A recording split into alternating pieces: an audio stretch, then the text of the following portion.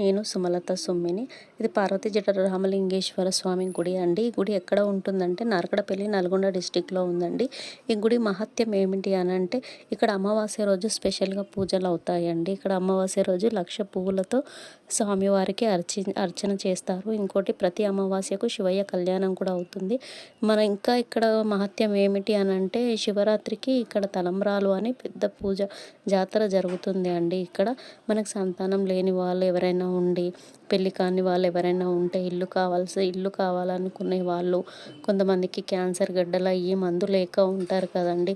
వాటికి కూడా శివయ్య మనకు ఇక్కడ వెళ్ళి అమావాస్య రోజు నిద్రపోతే ఇక్కడ వచ్చి కలలో వచ్చి చెట్టు పోస్తాడని భక్తుల నమ్మకం అండి. మనకి ఇంట్లో ఏదైనా సమస్యలు ఉండి ఇలానే దయ్యాలు భూతాలు పట్టాయని కూడా కొంతమంది నమ్ముతారు కదా. అక్కడ వెళ్ళి శివయ్య దగ్గరికి వెళ్ళి ఇక్కడ కాలభైరవం దగ్గర కూష్మాండ దీపం పెడితే కూడా మనకున్న సమస్యలు తీరుతాయని భక్తుల నమ్మకం అండి. మేమైతే అనుకున్న పని అయిపోయింది. మాకు కొన్ని సమస్యల నుంచి బయటపడ్డాము శివయ్య పుణ్యాన. అందుకనే మేమైతే ఇక్కడ కూష్మాండ దీపం కాలభైరవ స్వామికి అయితే సమర్పించుకున్నాను. చూడండి, అక్కడ నుంచి ఈ గుడి వెనకాలనే ఎల్లమ్మ గుడి ఉంది. గుడి పక్కకు ఆంజనేయ స్వామి టెంపుల్ ఉన్నది. ఇక్కడ పైన ఆ షెడ్ కింద గుడి స్వామివారి పాదాలన్నీ ఉంటాయి. అక్కడ కూడా ఉన్న పాదాలు ఉంటాయి ఆ స్వామివారివి. ఆ తర్వాత ఇంకా పైకి వెళ్తే 3 గుండ్ల శివయ్య అక్కడ కనిపిస్తుందా, పైన 3 గుండ్ల శివయ్య ఉంది.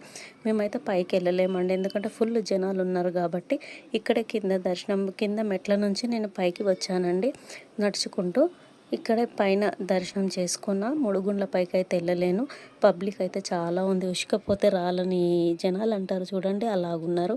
అందుచేత నేను ఇక్కడే దర్శనం చేసుకొని శివయ్యకి ఇక్కడే మొక్కి, రామలింగేశ్వర స్వామి మందిరం ఉంది 3 గుండ్ల కింద, అక్కడ దర్శనం చేసుకొని మళ్ళీ రిటర్న్ వచ్చేసాను. చూడండి శివయ్య విగ్రహం ఎంత అద్భుతంగా కనిపిస్తుందో.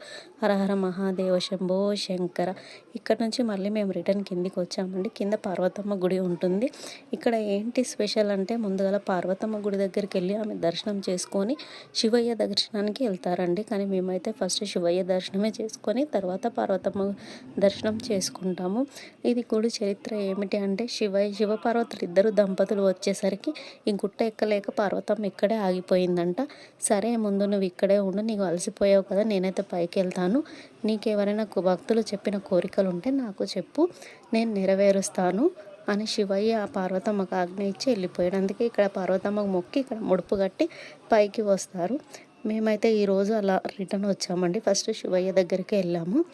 ఇక్కడ మనకు కొడుకులు పుట్టకపోతే, చాలామంది వంశంలో కొడుకులు ఉండరు, వాళ్ళకి ఇక్కడ పార్వతమ్మ దగ్గరికి వచ్చి, అమ్మ పార్వతమ్మ, నాకు కొడుకు పుడితే నీకు కోటను కట్టిస్తా అని మొక్కుకుంటారు.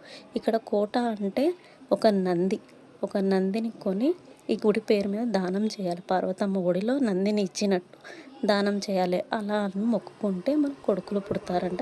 నేనైతే మొక్కానండి, నాకు కొడుకు పుట్టాడు. నేను ఇక్కడ నంది కొని ఈ గుడికి ఒక 5 ప్రదక్షిణలు చేసి ఆ అమ్మవారికి సమర్పించుకున్నాను కూడా. ఇక్కడ ఎంతో ఖర్చు కూడా కాదండి. మనం ఇక్కడ నంది కొనడానికి ఒక 2-3 వేలల్లో వస్తుంది. దయచేసి మీరు కూడా తప్పకుండా వెళ్ళి ఇక్కడ గుడి దర్శనం చేసుకోండి, శివయ్య ఆజ్ఞ పొందండి. మీ ఇంట్లో ఏమైనా సమస్యలు ఉంటే తీరిపోతాయి. నైట్ కంపల్సరీ నిద్ర చెయ్యండి.